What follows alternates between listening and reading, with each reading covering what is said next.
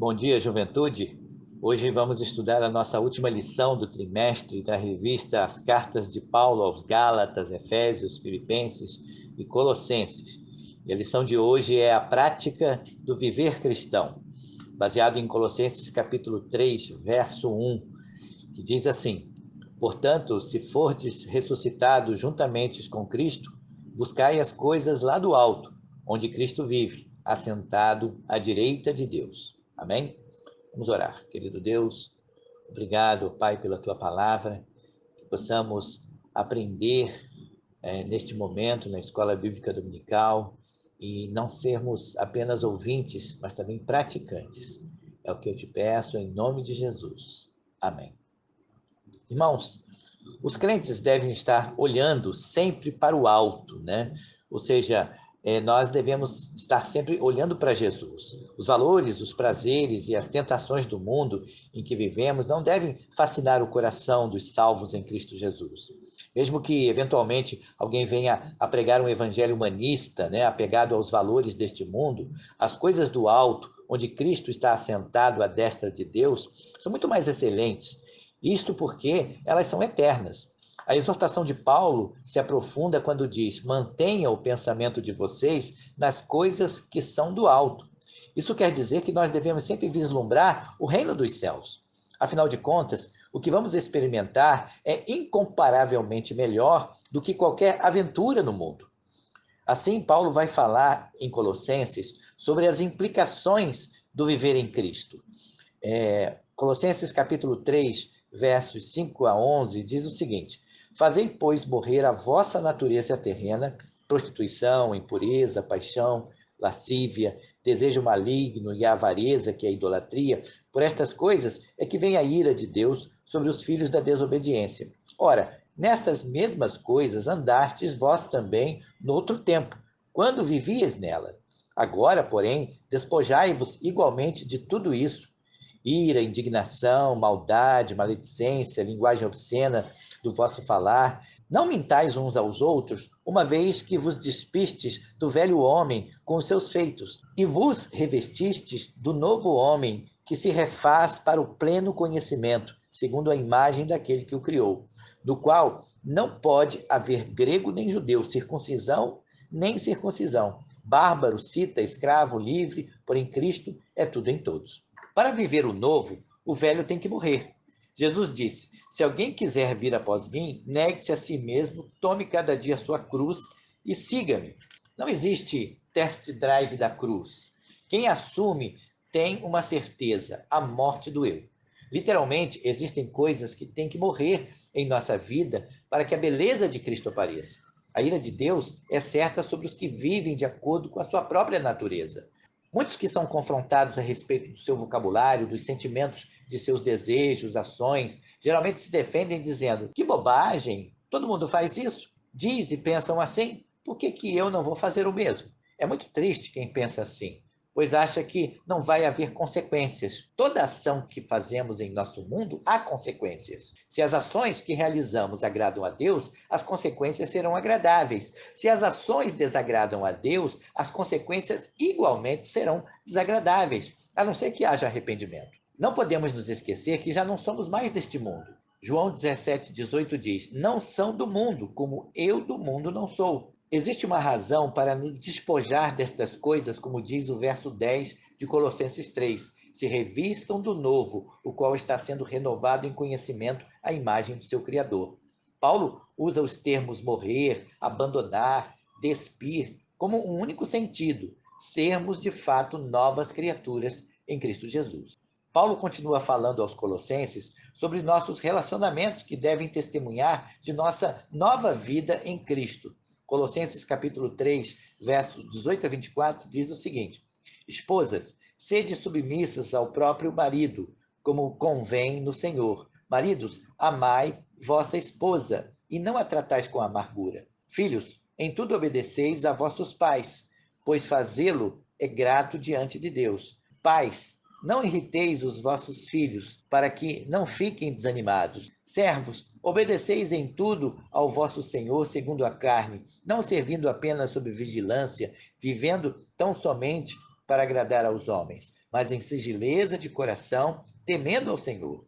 Tudo quanto fizerdes, fazei-o de todo o coração, como para o Senhor e não para os homens, cientes de que recebereis do Senhor a recompensa da herança. A Cristo, o Senhor, é que estáis servindo. Somos seres criados por Deus para nos relacionar. O pecado tem arruinado nossas relações, mas Jesus veio também restaurar os relacionamentos. Cristo, além de restaurar nosso relacionamento com Deus, também restaura nosso relacionamento com os homens. Assim, toda relação humana deve ser pautada pelo respeito, seja ela conjugal, de pais e filhos, ou até mesmo trabalhista.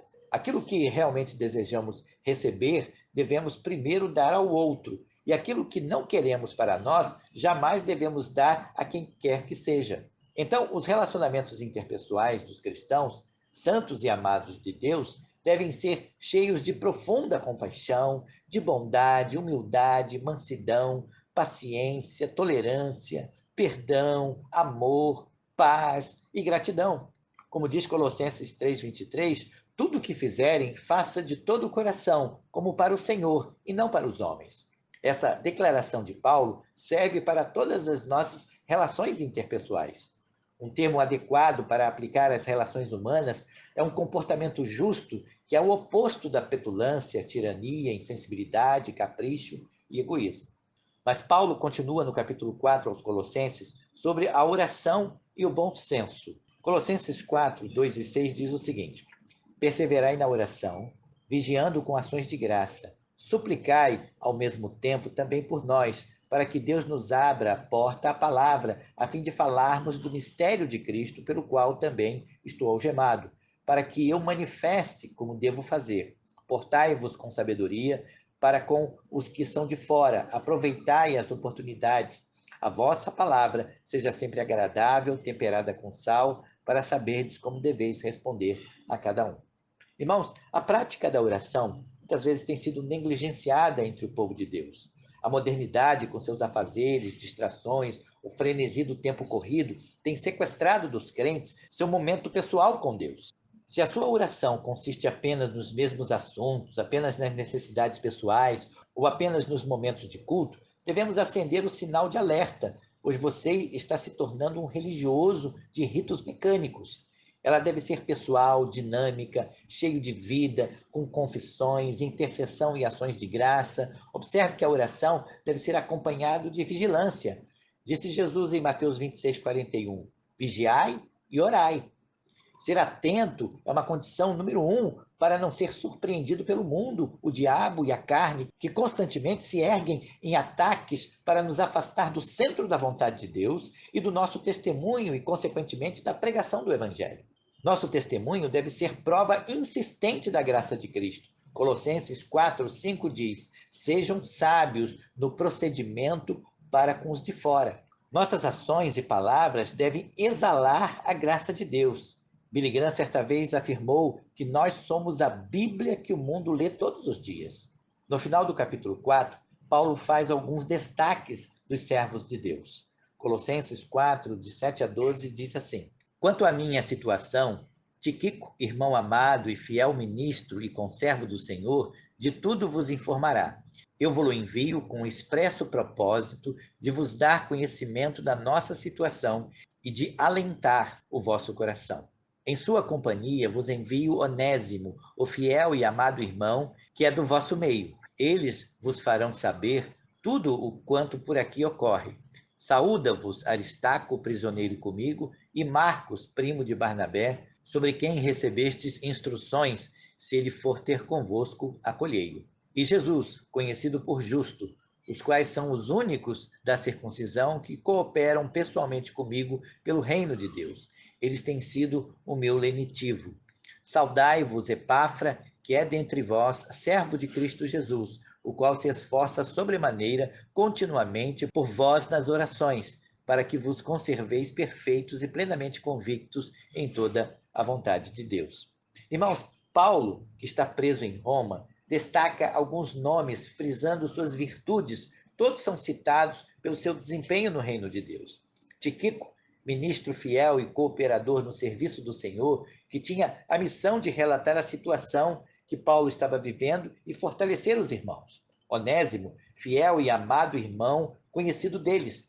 Aristarco, companheiro de prisão. Marcos, primo de Barnabé, aqui já reconciliado com Paulo, diz que deve ser recebido pela igreja. E Jesus, chamado Justo, é um cristão judeu cooperador em favor do reino de Deus. Todos são fonte de ânimo para Paulo e a igreja. Epáfras, um servo de Cristo Jesus. Como os irmãos já sabem, Epáfras é fundador da igreja de Colosso. E com certeza ele estava sempre batalhando em oração pela igreja de Colossos para que eles pudessem ser sempre maduros e plenamente convictos e assim continuassem firmes em toda a vontade de Deus. Percebam os irmãos que todos que são destacados estão envolvidos com o reino de Deus, trabalhando em prol do crescimento do reino. O final da carta é de puro ânimo para os crentes daquela região. Suas saudações finais é cheia de entusiasmo. Eu, Paulo, escrevo essa saudação de próprio punho. Lembre-se das minhas algemas. A graça seja com vocês. Sua intenção é contagiar os crentes a fim de que eles também sejam contagiantes da fé em Cristo. Então eu pergunto para os irmãos, para a juventude nesta manhã: quais virtudes alguém poderia destacar de você? Você tem ajudado em sua igreja local para que o reino de Deus floresça? Se você não tem ajudado, está na hora de você começar a ajudar. Está na hora de você arregaçar as mangas e começar a trabalhar no reino de Deus. Não espere as pessoas à sua volta mudarem. Mude você primeiro. Seja um crente que dê frutos abundantes para a vida eterna. Trabalhe no reino de Deus e você será abençoado. Amém? Vamos orar. Querido Deus, obrigado, Pai, pela tua palavra. Que possamos verdadeiramente ser crentes que venham a dar testemunho daquilo que o Senhor tem feito nas nossas vidas. Que jamais venhamos a abrir mão dos nossos valores, dos valores de Cristo, dos valores da tua palavra, mas que sejamos crentes que venham a dar frutos, desejosos para trabalhar no reino de Deus, desejosos em arregaçar as mangas e começar realmente a trabalhar, a frutificar, a ajudar no crescimento do reino de Deus. Que cada um de nós venha a deixar de ser improdutivo para começar a ser produtivo no reino de Deus, para a glória do teu nome. É o que nós te pedimos em nome de Jesus. Amém. Amém, irmãos? Que Deus abençoe em nome de Jesus. E até logo mais à noite do culto online, onde nós vamos nos encontrar mais uma vez para adorar e exaltar o nome do Senhor.